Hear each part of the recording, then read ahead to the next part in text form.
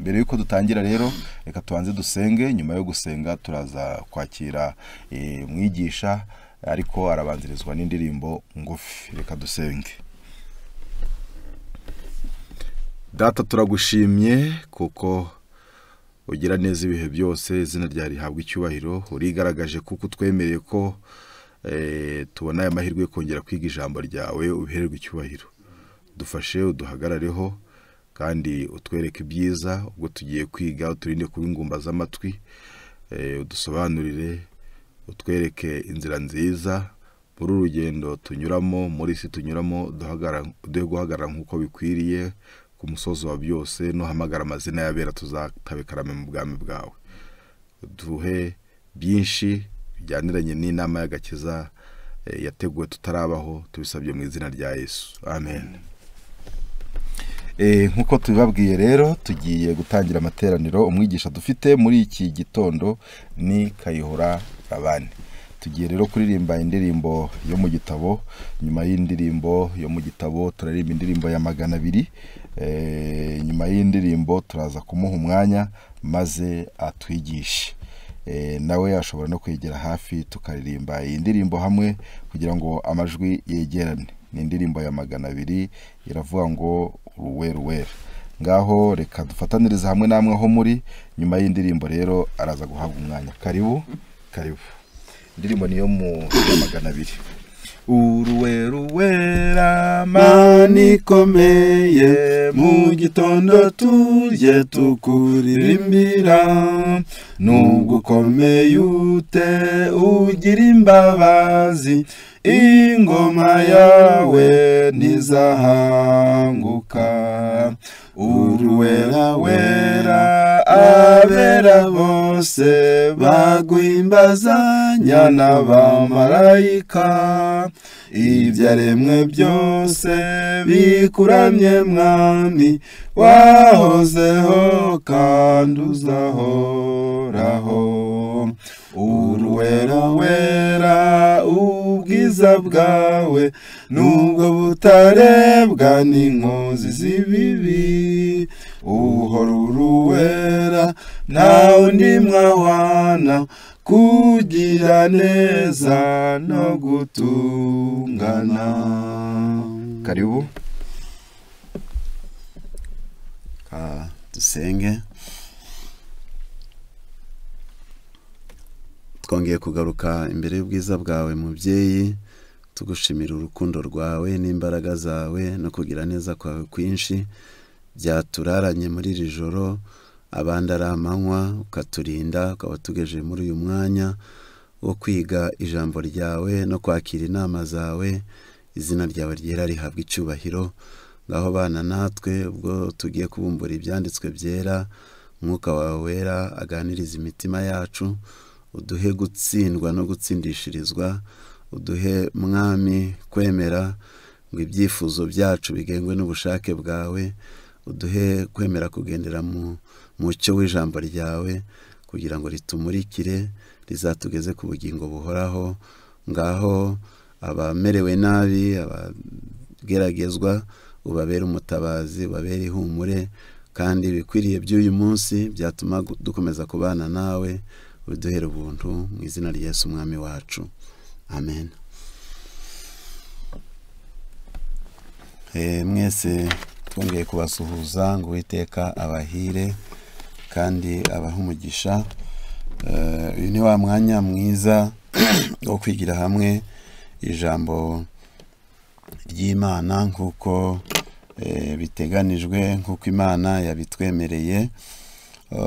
Biba byiza iyo tubabwiye insanganyamatsiko, umutwe w'amagambo, kugira ngo dufatanye kumenya icyerekezo cy'amagambo y'Imana muri iki gitondo. Tugiye kwigana ijambo ritubwira ngo intambara n'urugendo rwo kuba umukristo.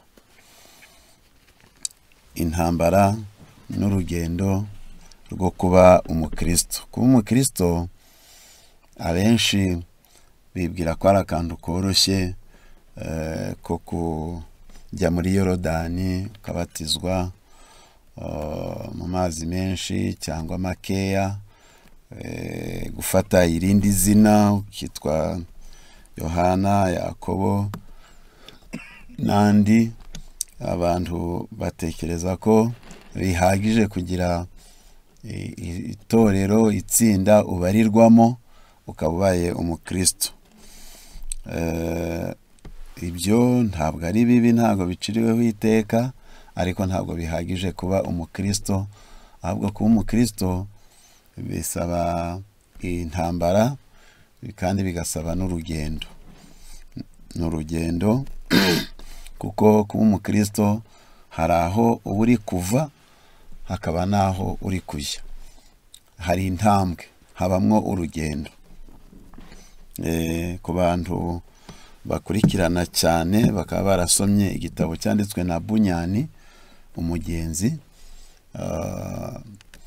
kuba bikurikirana ngo ibyo bitabo nka 3, hari icyo nyine Umugenzi wa mbere n'uwa kabiri mu Kinyarwanda, hari n'icyitwa Ubuntu butangaje.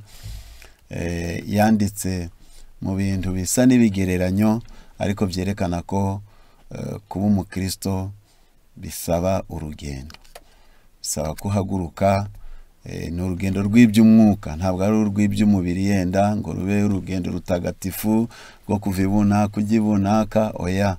Ahubwo ni ukuva mu gihugu cya rimbukiro, ni ukuva mu byaha ukajya mu mudugudu wo mu ijuru, cyangwa ukajya mu gukiranuka. Hari intambwe usabwa gutera, kandi muri urwo rugendo haba harimo intambara, haba harimo ibikurwanya. Muri urwo rugendo haba hari ibyo usabwa kugezayo, usabwa kurinda. Hari imari uba ufite mu mutima wawe, zifite ibyonnyi, zifite abasahuzi bagusahurira mu nzira. Kugira ngo byumvikane neza, reka twifashishe aya magambo Pawulo yavuze mu rwa mbere rwa Timoteyo, igice ni cya 4, n'urwa 2, murambabarira, n'urwa 2 rwa Timoteyo ni igice cya 4 umurongo wa 7. Haranditse hati, duhere ku murongo wa 6. Umurongo wa 6 haranditse ngo, kuko jyewe maze kumera nk'ibisukwa ku gicaniro, igihe cyo kugenda kwanjye gisohoye. Narwanye intambara nziza, narangije urugendo, narinze ibyo kwizera.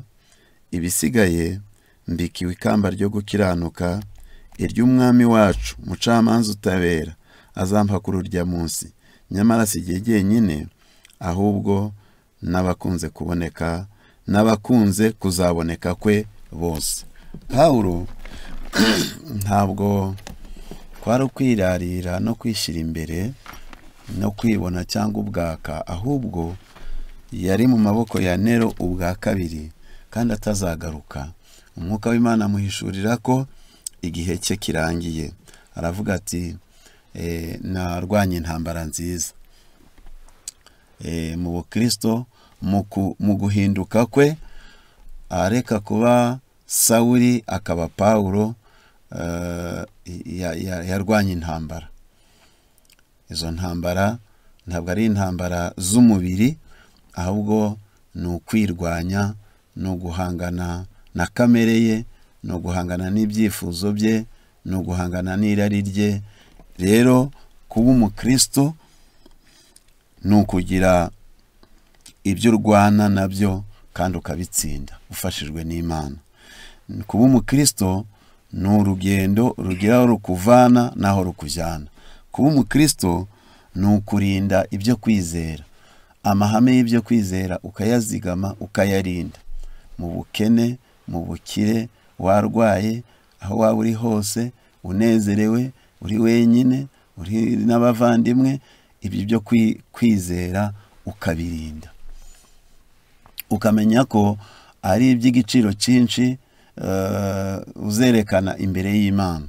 Kubw'ibyo rero biradukwiriye ko dusobanukirwa n'izo ntambara n'urwo rugendo rwo kuba umukristo. Pawulo ati, narwanye intambara nziza. Narwanye intambara nziza kandi narinze ibyo kwizera, narangije urugendo. Kubw'ibyo rero biradukwiriye natwe muri iki gihe gusobanukirwa neza ko kuba umukristo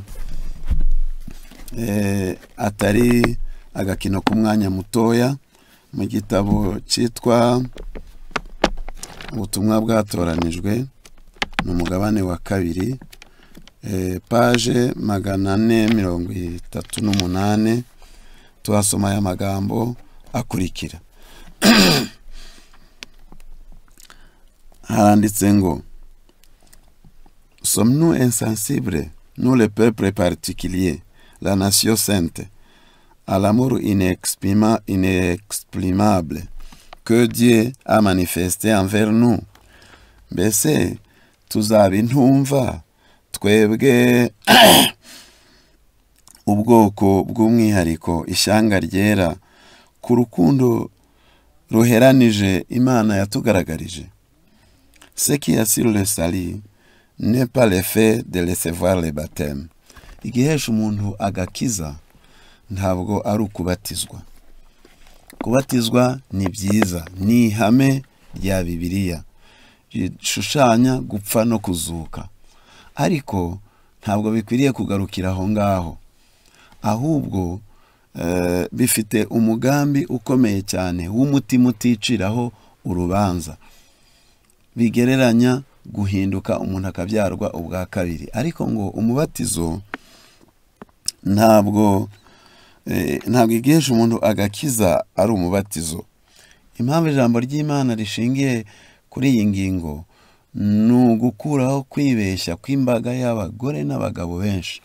Ari nayo mpamvu usanga benshi umunsi babatijwe ari ugutereka umunsi mukuru, imyambaro mishya, cyo kurya, gutumira abavandimwe, ati ibintu byaciyemo, noneho umunsi wo kwinjira ku rugamba bagatereka umunsi mukuru. Mbega ubuhumyi, mbega kwibeshya, mbega kwihenda gukomeye cyane.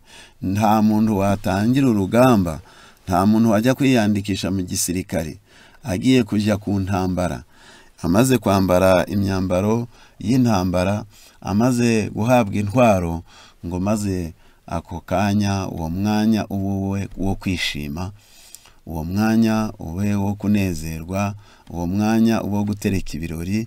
Oya, ahubwo iyo atabarutse anesheje aba ari wo mwanya wo kwishimira intsinzi yaba yagezeho.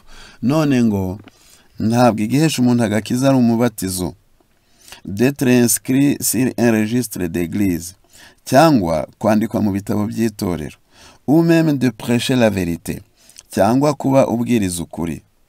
Ibyo ko ari bitatu abana b'abantu nibyo dukunze kwibesheramo. Kavuga ubwo namenye ukuri nkaba nkubwiriza, ubwo mfite aho mbarirwa nanditswe, cyangwa se kubera ko nabatijwe ubwo byaciyemo ndi umukristo. Oya, kuba umukristo ni ikindi kintu, nicyo tugiye gucukumbura. Ngo ahari nawe wipime kuri iyo minzani umenye yuko uri umukristo, wisuzume, maze ahabura ibyuho birimo dukora umurimo wo gusana, twitabaza imbaraga z'Imana kugira ngo tutazihenda tukibeshya, twapimwa tugasangwa tudashyitse. Nabonye abantu akenshi bakora ingendo z'indege, imitwaro bari bujyane kuko haba hari ibiro ntarengwa basabwa kujyana. Iyo uri umunyamakenga ntabwo utegereza kugira ngo ibyo biro babipimire ku kibuga basange warengeje, ahubwo ubipimira imuhira, ukabanza ugapimura ukareba ko bya biro bagusabye kujyana ari byo. Ariko ibyo ntibikubuza ko uhagera bakongera bagapima. Natwe impamvu twiga aya magambo aba ari ukugira ngo wowe ufite ahantu barizwa, ufite ahantu usengera, cyakora hari n'abandi badasenga, nabo bamenye yuko batazabyitwaza imbere y'Imana, kuko nabo bazi ibyo abakristo basabwa. Ni nayo mpamvu y'abakristo batabigenje neza akubwira ati ariko ntusenga, ati wowe usenga kuri umunyamahugu, abasenga bakora nk'ibi, abasenga bambara gutya, twebwe abapagani rwose natwe ati nanjye nubwo ntasenga ariko biriya sinabikora. Ni ukuvuga ngo nawe azi urugero abakristo bakwiriye kugeraho. Noneho ni byiza kwisuzumisha ibyanditswe byera. None niba kubwiriza ukuri, niba kubatizwa, niba kugiraho wandikwa cyangwa aho ubarizwa atari byo bihesha agakiza, ibihesha agakiza ni ibihe? Haranditse ngo ce qu'il faut c'est une union vivante avec Jésus-Christ, c'est d'avoir un cœur renouvelé, c'est d'accomplir les œuvres du Christ dans la foi, le labeur et l'amour, la patience, la douceur, l'espérance. Igikwiriye ni ukugirana ubumwe, isano na Yesu Kristo, ni ukugira umutima wahindutse, ni ugukora imirimo ya Kristo mu kwizera, ukagira umuhati, ukagira urukundo, ukagira kwihangana, ukagira kwiyoroshya n'ibyiringiro. Toute âme unie avec le Christ deviendra un missionnaire vivant pour tout son entourage.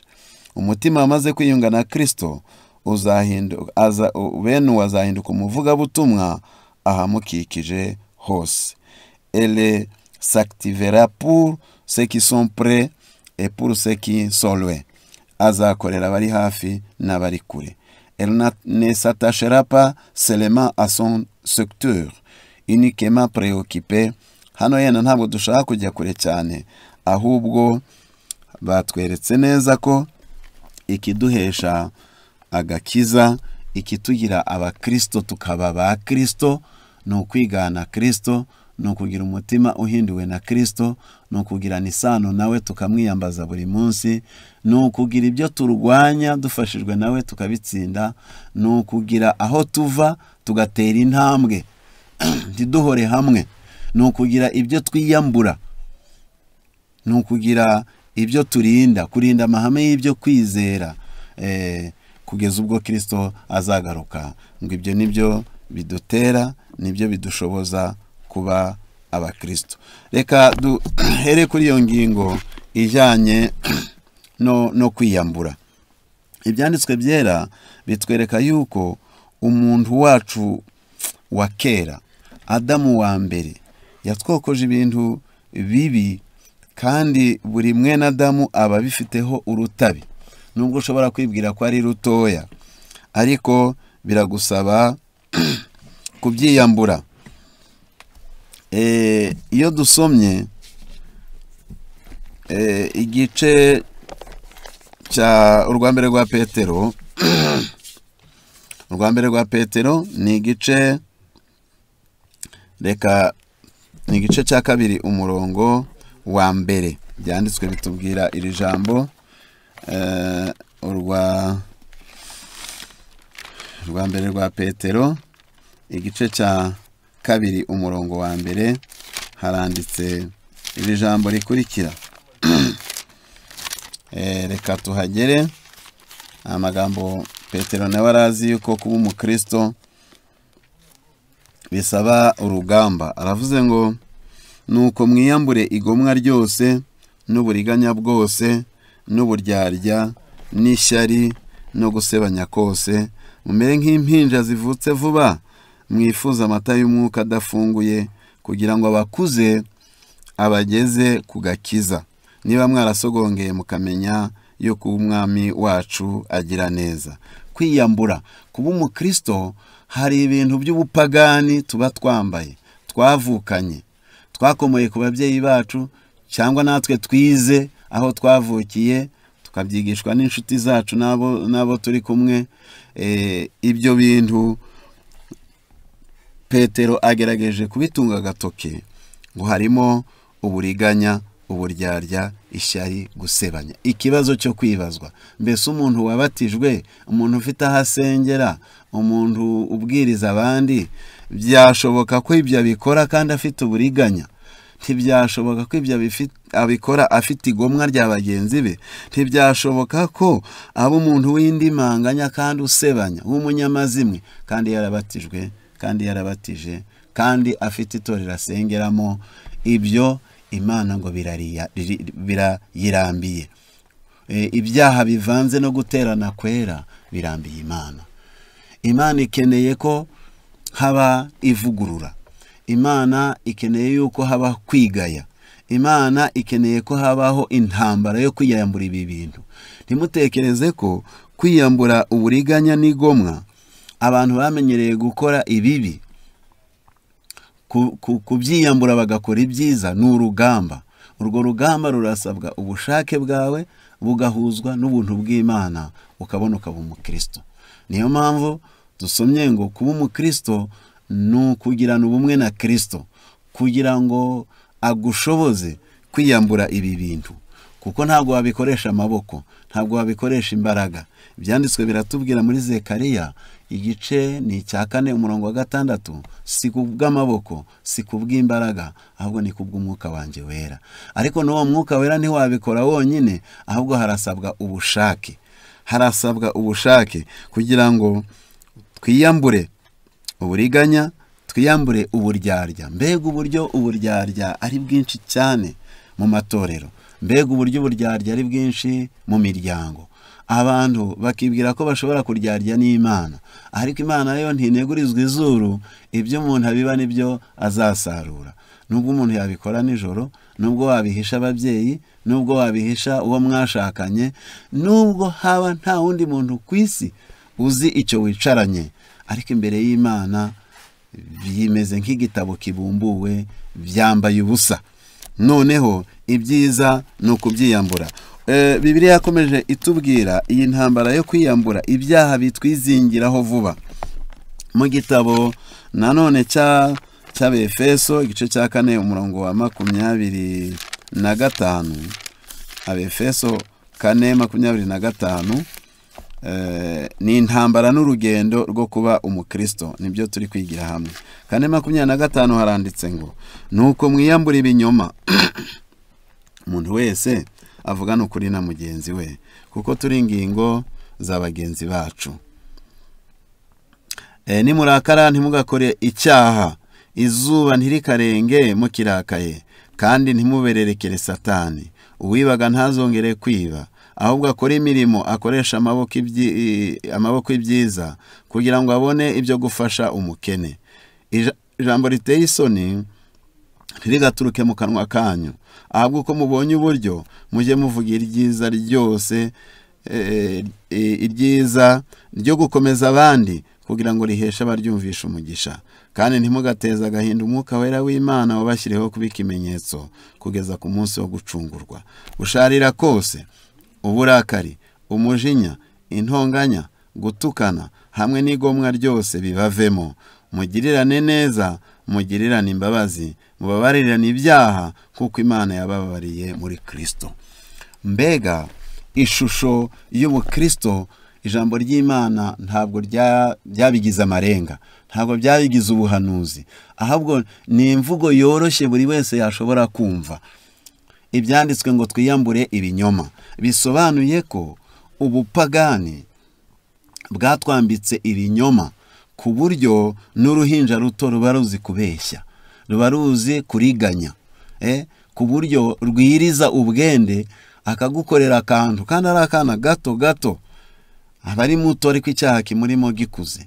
Icyaha kiri mu bagabo mu bagore gikuze, kubera abantu bamenyereye kubeshya. Bakabeshya ari abakristo, bakabeshya mu bucuruzi, bakabeshya aho bakorera. Ibinyoma byamaze kuba intwaro, ku buryo ari icyaha abantu benshi basa naho babatije, bibwira yuko batavugishije, batabeshye batakunguka, batabeshye bitacamo. Ariko ndagira ngo mbabwire ko ijambo ry'Imana riduhishurira ibintu bikomeye cyane. Nawe ibaze, iyo usomye mu gitabo cy'ibyahishuwe, abantu bari ku rutonde rwo kujya mu nyanja yaka umuriro n'amazuku, bijya bitangaza mwene muntu bitewe n'uko icyaha yamaze kucyoroshya. Ariko reka wumve ukuntu Imana yo itacyoroshya. Ibyahishuwe 21:8, ariko abanyabwoba, abatizera, abakora ibizira, abicanyi, abasambanyi, abarozi n'abasenga ibishushanyo, umugabane n'abanyabinyoma bose, umugabane wabo uzaba mu nyanja yaka umuriro n'amazuku, niyo rupfu rwa kabiri. Mbese tuvugishije ukuri, uru rutonde iyo abatari Imana yarwanditse akaba ari umuntu wari gushyira ku rutonde rumwe umwicanyi n'uwabeshye, abarozi babandi bakindura impinja, abasore n'inkumi bagiye kurwubaka, abagabo b'ibikwerere, abagore b'ibishongore, bakabaroga bakabica. Ntabwo ndatekereza ko utari gushyiraho urutonde rw'abanyabinyoma. Twabona ko kubeshya ari akantu koroshye, ariko Imana yanga icyaha atari ubunini bwacyo, ahubwo ububi bw'icyo cyaha. Kuko icyaha kibuza amahoro, icyaha kiravurunga, haba mu muryango, haba mu mutima, haba mu itorero, haba muri sosiyete. Kukibana warabatijwe ntacyo byazakumarira. Niyo mpamvu hari benshi bazarimbuka bifuza kuba abakristo, hari benshi bazarimbuka baraririye imbere ya Yesu, bararirimbye, ariko kuko batigeze bihana ngo bahinduke, ngo biyambure ibinyoma, biyambure gusharira kose, gutukana, kwanganira mu mutima, amakimbirane, ibyo bintu byose kubibana ukibeshya kuri umukristo kubera ko izina ryawe wemewe na pasitoro na padiri, ntago bihagije. Oya, kuko nabo ni abantu bareba iby'inyuma gusa.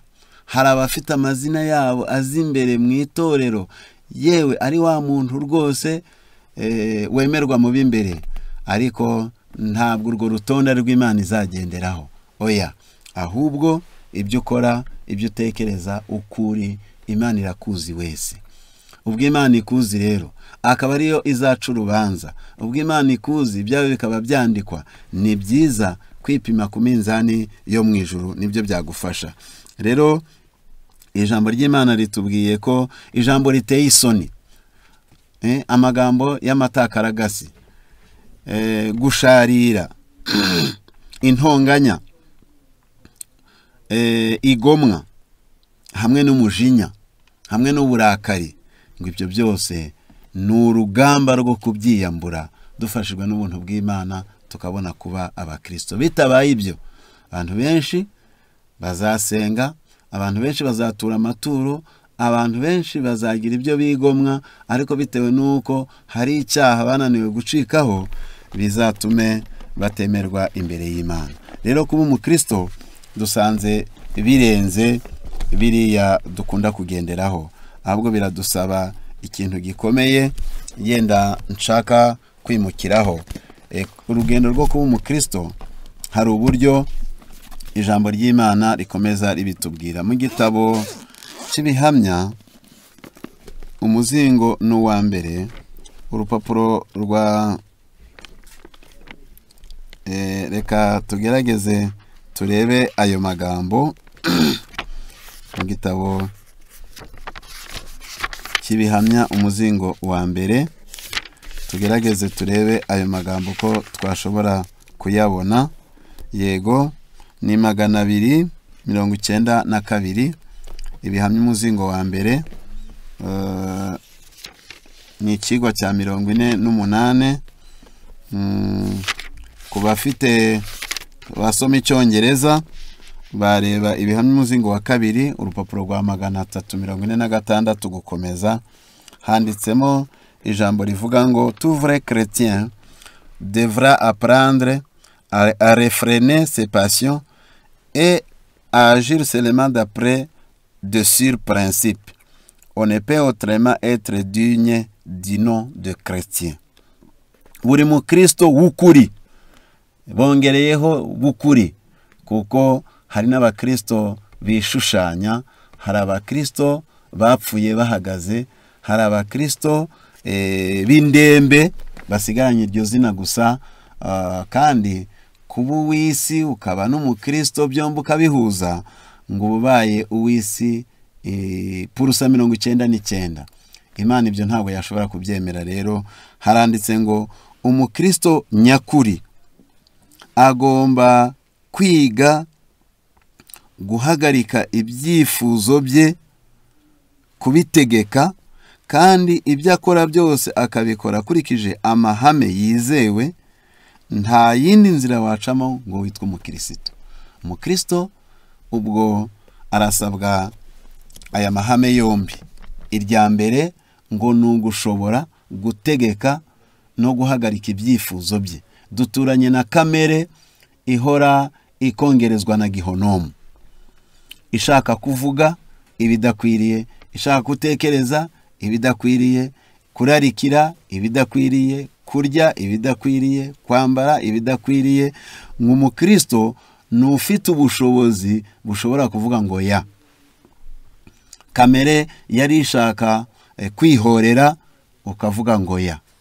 Ukaba ufite imbaraga ihagarika uwo muvumba, kandi iyo mbaraga ntiwashobora kuyiha, ahubwo tuyikomora kuri Kristo. Niyo mpamvu umukristo ahora yambaye imbaraga, intwaro ze iteka ryose, igihe cyose. Kuba umukristo ngo ni ugushobora gutegeka ibyifuzo bya kamere yacu. Icyo ni kimwe. Icya kabiri, ibyo agiye gukora akabikora akurikije amahame. Niho handi twasomye ngo narinze ibyo kwizera. Amahame y'ibyo kwizera akaba yarayarinze ku buryo ngo nta kandi kayira, nta shortcut, nta kayira k'ubusamo katuma witwa umukristo. Nibyo koko wakwiyita Yohana, ukiyita Mariya, ukiyita Angelique, ukafata irya Immaculée ukumva ari ryo ryiza, ariko izo ni inzira z'ubusamo ziroroshye cyane. Ngo ahubwo kugira ngo tube abakristo nyabo nugushobora kwibuza, gushobora kwitegeka, gutegeka ibyifuzo bya kamere. Wari ugiye kwihorera, wari ugiye kwiba, uburyo bwashobokaga rwose. Amafaranga ari imbere yawe, ibyo wagomba gutwara ushobora kubitwara ukanabihisha ntibazabimenye, ariko ugakorana n'umutima uhana, ukavuga uti oya, ukabuza umubiri wawe uti wibitwara, ntabwo ari ibyawe. Ukibuza gusambana, ukibuza kwiba. Iyo mbaraga ishoboza umuntu guhinduka akanga ibibi, niyo idushoboza kuba abakristo. Niyo nzira yo kuba umukristo. Ibintu byose ukora ntubikore kubera ko ubikunze, kubera ko ubyifuza, ahubwo ukabikora ngo agir seulement d'après de sur principe. Kubikora ugendeye ku mahame ariko nayo yizewe y'ibyanditswe byera. Ubwo nukuyoborwa n'ibyanditswe byera. Ukavuga uti nkwiriye kugira umunsi wo kuruhuka, ukibaza uti hagati y'isabato n'icyumweru no kuwa gatanu abayisilamu baruhuka, ukuri n'uwe, ugakora ibintu ukurikije amahame yizewe y'ibyanditswe byera. Ukambara ukurikije uko ibyanditswe byera bivuga. Ibyo ukora byose ukabikora ngo ukurikije ayo mahame. Ngo nta kandi kayira wacamo ngo ube umukristo. Kuba umukristo biragusaba kubabarira abanzi bawe. Babandi wita abanzi bawe, abakugirira nabi barahari, abakwifuriza nabi barahari, ariko kubababarira niho akayira gaca kagana mu ijuru, gatuma uba umukristo.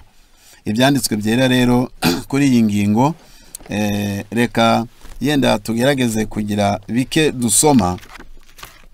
Reka tugerageze kugira ibyo dusoma bidusobanurira ibintu bikomeye. Hano mu igitabo cy'ubutumwa ku basore, page 141, mu cyongereza ni 143, haranditse ngo accordez une attention consciencieuse à ce que le monde appelle de petites choses. C'est ce qui fait le succès de la vie. Kwita ubyitayeho cyane, kwita cyane ku byo isi abo mu isi bita utuntu duto, akenshi uzasanga ari byo bigize insinzi y'ubuzima. Accomplir de petits actes de charité, consentir à de petits renoncements, prononcer de simples paroles utiles, se garder de petits péchés, voilà le christianisme. Hano aravuze ati gukora ibikorwa bito by'urukundo, kugira ibikorwa bito byo kwigomwa, kugira amagambo y'ingenzi ubwira bagenzi bawe, no kwirinda ibyaha abantu bita bitoya, ngibyo bigize ubukristo. Ibigize ubukristo hari uburyo abantu batekereza ko ari ugukora ibihambaye, abantu bakaba ba martiri, bagapfa bahowe Imana, nabo bakavuga bati nzajya kubambwa ku musaraba nk'uko Yesu byagenze, kavuga ati nzakora ingendo ndende nanirwe bigaragaze ko ndi umukristo Imana inyemere. Abantu bagatekereza yuko yenda ari ugutanga ibyawe byose ukabiha abakene, ati nzaba mbaye umukristo. Ariko hano baratubwiye ngo bya bindi isi barakwari bitoya, burya nibyo bigize umunyururu w'ubukristo, nibyo bigize fondasiyo, urufatiro rwo kuba umukristo. Bavuzemo ibintu nka bitatu: gukora ibikorwa bito by'urukundo. Mugenzi wawe afite ikibazo, umudamu wagiye kwa muganga, nta dufaranga yari afite, ukavuga uti mfite moto, reka ngutware nkugeze ku bitaro, uzaba unyishyura ikindi gihe, cyangwa nanjye niwe musanzu nguhaye. Ibikorwa bigaragara kwa ari bitoya. Ni umukecuru uya nawe yikoreye umutwaro, avuye kuvoma, avuye gutashya, wewe uri umusore, uri inkumi, utireka nkwakire mukecuru, reka ngufashe. Ushobora kubona ari babandi basunika imitwaro iramuremereye, ageze ahantu hazamuka, ukamupusa gato nawe ugashyiraho imbaraga. Ngo ibyo bikorwa bitoya uri gukora utagamije inyungu, uri gukora nta irindi robanura, ahubwo ubonye ikiremwa muntu, uwo muntu yarari mu kaga, yarari mu bibazo, kandi ufite uko wamutabara, ufite uko wamuha lift, ufite uko wamugaburira arashonje. Ngo ibyo bikorwa bigaragara ko ari bito by'urukundo. Icya kabiri bavuze ngo ni ibintu byo kwigomwa. Ni ibintu byo kwigomwa. Wari wicaye ahantu heza, ariko ubonye umuntu umunyantege nke w'umurwayi, wewe uracyafite imbaraga, ukigomwa ako kanya akaba ari ukicaramo. Yarari kunyagirwa, ukagira akantu wamuha we akitwikira.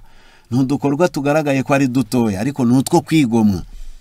Niwe icyo cyo kwigomwa. Icya gatatu baravuze ngo kuvuga amagambo y'ingirakamaro: ihangane, komera, mbabarira, bizacamo, kumuha morale, kumwankuraja.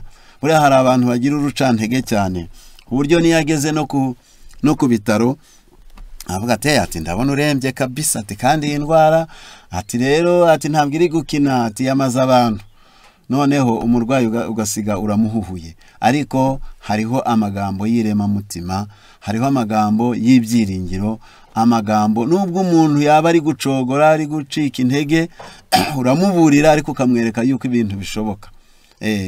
Si byiza ku muntu w'umukristo guhorana amagambo y'urucantege, ngo byacitse, ngo amafaranga yarabuze, ngo turapfuye, ngo ubu tuzajya he, izuba ryava, ati noneho riratumara, imvura yagwa, ati biracitse. Abakristo ntago bahora muri biracitse, ahubwo ngo hari amagambo y'irema mutima, amagambo y'ibyiringiro. Noneho ngo no kwirinda ibyaha bito, ibyo bise de petit péché. Utwo twaha abantu bita ngo ni dutoya, ntukabyite bitoya, ahubwo icyaha cyaje mu isi gikuze. Icyaha cyaje mu isi gikuze. Kubera iyo mpamvu rero kuba umukristo birenze uko abantu babitekereza. Nk'uko twabibonye, hari intambara dusabwa kurwana, hari urugendo dusabwa kugenda. Nk'uko mukristo yanyuze mu isayo gahinda gasaze, nk'uko mukristo yahuye nabo bita bamuyobya mubi, nk'uko mukristo yazamutse biruhanya. Ibyo ntabwo ari ibintu byabayeho, ahubwo biba biri kuza kwigisha wowe nanjye twatangiye urugendo, ngo tumenye neza yuko aho tugomba guca ari uguca mu rugamba. Mu gitabo cyitwa Intekerezo, Imico n'Ubumuntu, ni igitabo cya 2. Reka tugerageze gusoma kuri page 656. Handitsemo iri jambo yego, mu cyongereza ni 632. Handitsemo iri jambo riri kudusobanurira kurinda ibyo kwizera. Buriya niba mwakurikiye kubo twatangiranye, intambara n'urugendo byo kuba umukristo ni intambara udashobora gusangira n'undi, ahubwo umuntu wese ayirwana ku cye giti afashijwe n'Imana. Nicyo gituma kujya mu ijuru n'ubukristo ntabwo ari ishyirahamwe mukorera hamwe. Buriya hari abantu bajya bibeshya cyane, niyo umucyo w'ubutumwa ubagezeho aragenda akajya kubaza, akabaza yenda bo mu muryango, akabaza yenda bo basengana, ibi bintu tubyemere cyangwa twe kubyemera. Kujya mu ijuru ni nko gupfa, ni umubyizi wawe wenyine, amahitamo yawe, ntawe uzikorera umutwaro wundi.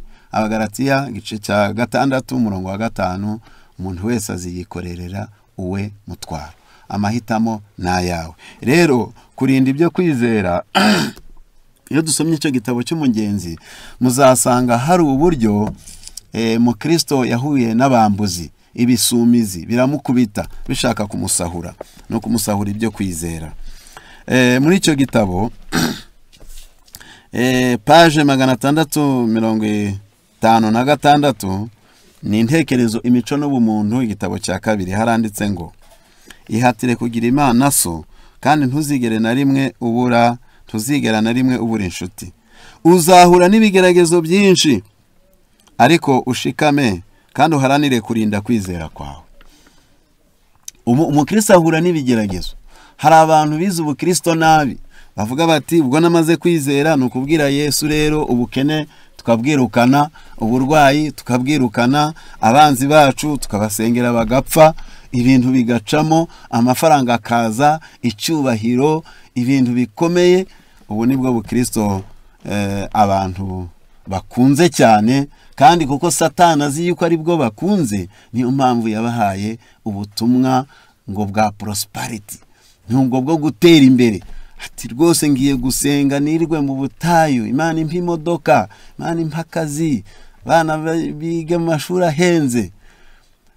Mbese ibyo harya ni ibyo gusengera gusa, cyangwa bisaba gukora nyine? Birasaba gukora ukajya mu mirimo, bikemera cyangwa ntibyemere, ariko icy'ingenzi ni ukugira umutima wahindutse, ukabaho muri ubu buzima, uzabaho no mu bwami bwo mu ijuru. Hano haranditse ngo uzahura n'ibigeragezo byinshi, ariko ushikame kandi uharanire kurinda kwizera kwawe. Uzakenera ubuntu bw'Imana kugira ngo ukomeze guhagarara, ariko ijisho ry'imbabazi z'Imana zikuriho. Senga cyane kandi ufite umwete, kandi wizere ko Imana izagufasha. Irinde kurakara, kudacya mu maso, no kugira umwuka wo gushotorana. Kwihangana n'ingeso nziza usabwa kwimenyereza. Shaka kwera ko mu mutima. Ubu umukristo uhamye, ije ukunda kwera no kwicisha bugufi no kwiyoroshya, kandi ubicengeze mu mibereho yawe. Uko niko kuba umukristo, nizo ntambara, nirwo rugendo. Hari ahantu tuba turi kuva ku wundi mutware Satani, tujya mu mucyo, tujya kuri Yesu. Icyo gihe duhura n'ibigeragezo, ariko iyo twisunze Imana, Yesu adufata ukuboko ngo ubuntu bwe buzadufasha. Ariko ngo dusabwa gukora ibi bintu bikurikira, ndabisubiramo. Uzahura n'ibigeragezo byinshi, ariko uzashikame kandi uharanire kurinda kwizera kwawe. Hari abantu batakurinda, maze inshuti mbi, ibirori bipfuye, ibintu bya gipagani akagenda bivangavanga n'ubukristo, akibwira ko azakorera impande zombi. Umusaza umwe niwe yigeze avuga ati ariko mwabana mwe, aho navukiye numva mutuka Satani. Ati umunsi Satani yatsinze muzajya he? Ati mujye mubagarira yose.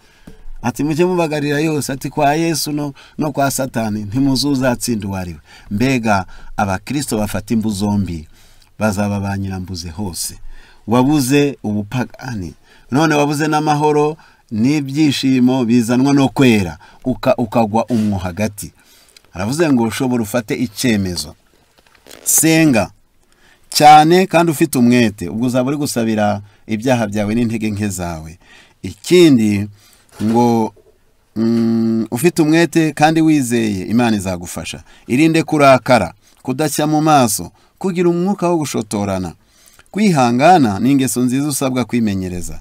Shaka kwera ko mu mutima imbere, aho gushaka kwigaragaza inyuma. Ubukristo bw'inyuma Imana iraburambiwe, ahubwo ishaka ubukristo bw'imbere bugaragarira n'inyuma, ariko buhereye ahakomeye, hahandi. Kwihangana n'ingeso nziza usabwa kwimenyereza. Shaka kwera ko mu mutima. Umukristo uhamye, ije ukunda kwera no kwicisha bugufi no kwiyoroshya, kandi ubicengeze mu mibereho yawe. Bakristo bana b'Imana, igihe kirageze kugira ngo hakorwe umurimo w'isakasaka mu mitima yacu, dushobore tumese kamwe.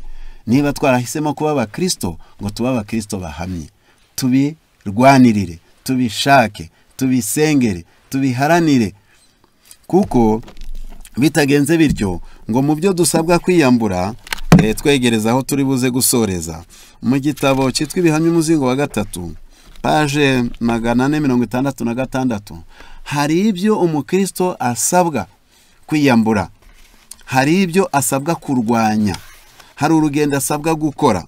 Hano handitse ijambo rivuga ngo igihe umuvandimwe wacu yajyaga mu ruhande rubi, byagaragaye ko kubona ikosa no kwihana ibibi bye bitari muri kamere ye, ahubwo kamere ye kwari ukurwanirira ikosa, kwari ukurwanirira iryo kosa kugeza ku munota wa nyuma, atitaye ku ngaruka zavamo izo arizo zose.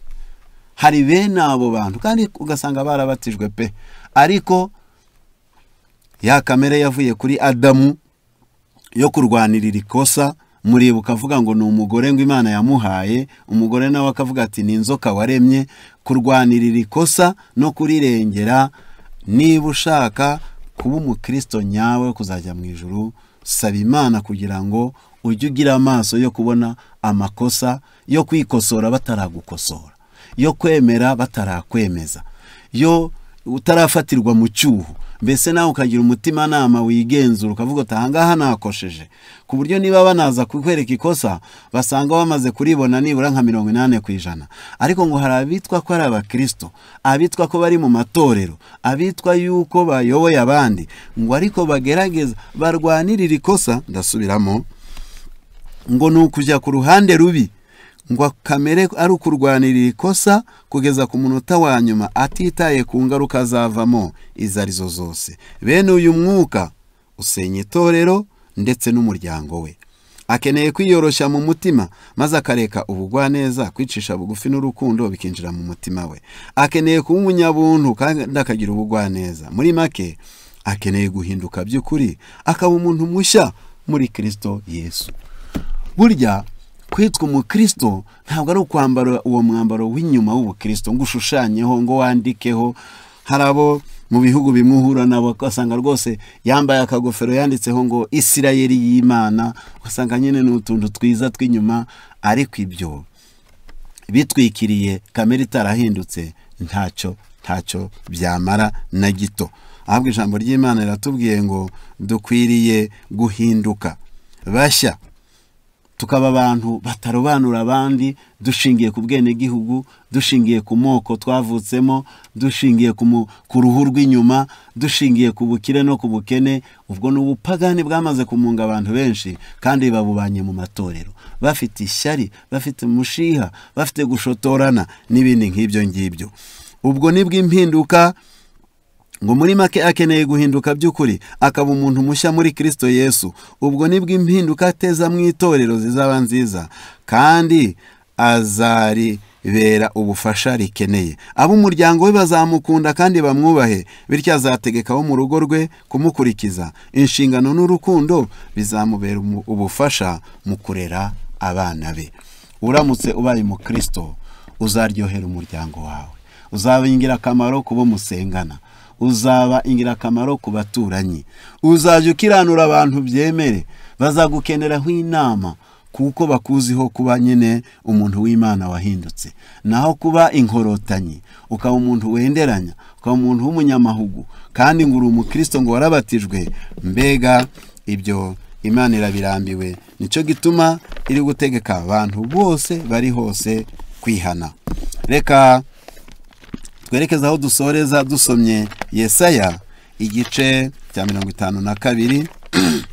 Yesaya igice cya 52 umurongo wa mbere. Kanguka wambara imbaraga zawe Siyoni, ambara imyambaro yawe y'umurimbo Yerusalemu umurwa wera, kuko uhereye none utakebwe n'uwanduye batazongera kukwinjiramo. Ihungura umukungugu, uhaguruke wicare Yerusalemu, wibohora ingoyi mu ijosi, yewe mukobwa w'i Siyoni wajyanywe uri imbohe. Kuko Uwiteka avuze ngo mwaguzwe ubusa, nanone muzacungurwa ari nta feza utanze. Imana yacu ihabwa icyubahiro. Imana iri gusaba ko habaho ivugurura, ko habaho ubugorozi, ko habaho guhinduka, ko habaho intambara yo kwirwanya ukitsinda, kuko Imana itanze itangazo ko uwanduye ngo uwanduye n'utarakebwe, kuko ibibaye bibiri, hari abantu bakebwe ariko bakaba bananduye, barabatijwe ariko kubatizwa kwabo ntacyo kwamaze, kubera ko imitima yabo itigeze guhinduka. Abo bavuzwe neza muri Yeremiya. Uyu murongo reka tuyihuze dusoza. Mu gitabo cya Yeremiya, igitabo cya Yeremiya 9:25 haranditse ngo dore iminsi igiye kuza, ni Uwiteka avuga, ubwo nzahana bakebwe bose bafite umutima utakebwe. Uvuga ngo ni abantu babatijwe ariko imitima yabo itarabatijwe, itarahindutse. Mu bwonko bwabo bagifite amaso areba abantu akabavangura, bafite ivangura muri bo, bafite igomwa mu mitima yabo, ariko barabatijwe barakebwe. None ngo uwanduye n'utarakebwe, utarakebwe ni wa wundi uvuga ati ngenzi nzibera umupagani, nta dini nzajyamo, ngewe ntibindeba. Birakureba, kuko Imana yarakuremye, ifite ibyo yakubujije mu ijambo ry'Imana, ifite ibyo yakubujije mu mutima uhana, kandi urawuryamira ugakora ibyaha. Imana irahamagarira abantu bose kwihana ngo babe abakristo. Noneho ngo uwanduye n'utakebwe ntabwo azinjira muri Yerusalemu. Noneho ihungura umukungugu wicare n'ugukanguka, abantu barangiza bakihana, kuko uriya mukungugu ugereranya ibyaha. Wikureho ingoyi ziri mu ijosi ryawe. Bamwe bafite ingoyi z'ubusinzi, inzoga zarabaziritse, abandi baziritswe n'itabi, abandi baziritswe n'amahane, abandi ni ubusambanyi, abandi ni ukubeshya, gushinja ibinyoma bagenzi babo, abandi ishyari ryarabamunze. Yabonye mugenzi we yazamuye inzu araribwa, yabonye yaguze akamodoka, umwana we yatsinze, ntabwo asinzira. Umugore wa naka yambaye umwambaro, uwo munsi ukabura ibitotsi. Ngo ubwo izo ni ingoyi zabaziritse n'ububata. Imana ikeneye ko ubwo bubata ngo twabwikuramo. Izo ngoyi zaziritse abantu bakaba barajyanwa ari imbohe. Uwiteka aravuze ati mwaguzwe ubusa. Satani yadutwaye ku busa, none natwe ducunguwe na Yesu, ntacyo dutanze, ariko birasaba ko turambura ibiganza tukakira ubwo buntu bw'Imana, bikadushoboza kuba abakristo. Paulo amaze kuba umukristo yabonye ari ikintu cy'agaciro, ni ikintu gikomeye, ni ikintu tugomba guharanira. Ngira ngo Petero niwe wavuze iryo jambo mu rwa mbere igice ni cya 4 umurongo nuwa 16 nuwa 16 ndakeka. Reka tuhagere. Nsabira umuntu wese wagerageje gukurikirana ngo amenye ko ubukristo ni ikintu cy'agaciro, ariko gisaba urugamba, gisaba urugendo, bisaba kubirinda aho utuye, aho ukorera, ukarinda uko kwizera. Urwa mbere rwa Petero 4:16, ariko umuntu nababazwa azira kuba umukristo ntagakorwe n'isoni, ahubwo ahimbaze Imana kubw'iryo zina. Kuba umukristo ni ikintu cy'agaciro, ni ukugirana ubumwe na Kristo, ni ukwiyambura kamere y'ibyaha, ni uguhinduka umugwaneza, umunyarukundo, ni ukugendera kuri handitse ngo ukemera kuyoborwa n'amahame yanditse, atarayo witekerereje, atarayo wihimbiye, atarayahimbwe n'idini, ahubwo yanditswe n'Imana, ukagendera kuri ayo mahame akaba ari yagutunga. Ni ukuba umugwaneza mu rugo rwawe, ugahinduka umunyamugisha, ni ukuba inyangamugayo naho waba ukennye. Ntuvuge ngo ubukene bwawe bukwemerera kwiba no kuriganya, oya. Ngo ubukire bwawe bukwemerera igitugu no guhata abandi no kubasuzugura, oya. Ahubwo wamaze kugwa ku rutare akaba umukristo, ntabwo ahinduka wo gushotorana, ntabwo aburanira amakosa ye, ahubwo niyo yaguye mu makosa arayemera, akayihana, akakira imbaraga za Kristo. Reka twakire ubuntu bw'Imana, maze dusabe Imana kuduha ubushake n'ibihura bibyare ko tuba abakristo bakenewe muri iki gihe Yesu nagaruka njye namwe tuzahabwa ubugingo buhoraho mu izina rya Yesu umwami wacu. Amen.